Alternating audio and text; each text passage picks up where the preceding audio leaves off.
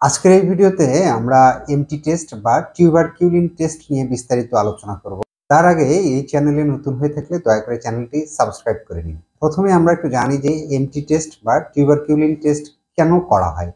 এই টেস্টটি এমন একটি পরীক্ষা যে পরীক্ষার মাধ্যমে আপনার দেহে যক্ষ্মা রোগের জীবাণু সুপ্ত বা সক্রিয় অবস্থায় আছে কিনা সেটা জানার জন্য এই এমটি টেস্ট বা টিউবারকিউলিন টেস্ট করা হয়ে থাকে। এখন আমরা জানবো যে টিউবারকুলিন টেস্ট বা এমটি টেস্ট কিভাবে করা হয়।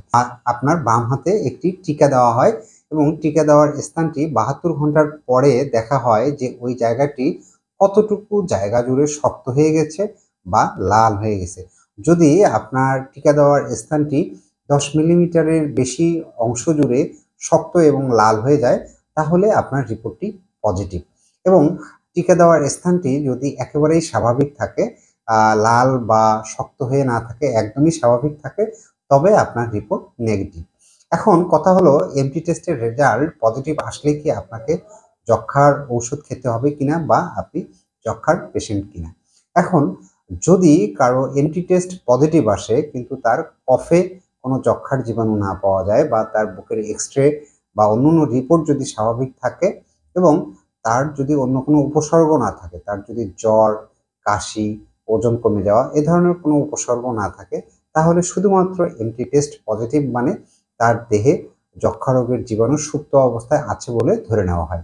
এখন কারো আবার যদি এমটি টেস্ট পজিটিভ থাকে সেই সাথে যদি তার উপসর্গ থাকে, জ্বর থাকে, কাশি থাকে, ওজন কমে যায় এবং আরো অন্যান্য সমস্যা থাকে, তাহলে কফে যদি যক্ষ্মার জীবাণু নাও পাওয়া যায়, এক্সরেও যদি স্বাভাবিক থাকে, তাহলে হয়তোবা চিকিৎসক আপনাকে যক্ষ্মা রোগের ঔষধ খেতে হবে এরকম সিদ্ধান্ত নিতে পারে।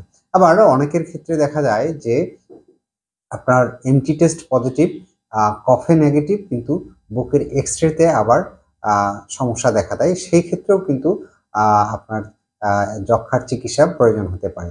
আবার এটা অনেক সময় ডিপেন্ড করে বয়সের উপরে। যদি কারো এমটি টেস্ট পজিটিভ হয় কিন্তু তার দেখা যাচ্ছে যে বয়স বেশি, ডায়াবেটিস আছে, প্রেশার আছে বা বয়স কম, সেক্ষেত্রেও কিন্তু চিকিৎসক স্বল্প মাত্রার ওষুধের প্রয়োজন মনে করতে পারে।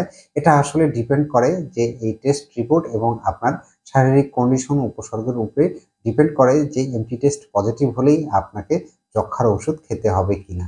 তাহলে বুঝলেন যে এমটি টেস্ট কি। আজকে এ পর্যন্তই। ভিডিওটি ভালো লাগলে চ্যানেলটি সাবস্ক্রাইব করে পাশে থাকবেন। ধন্যবাদ সকলকে।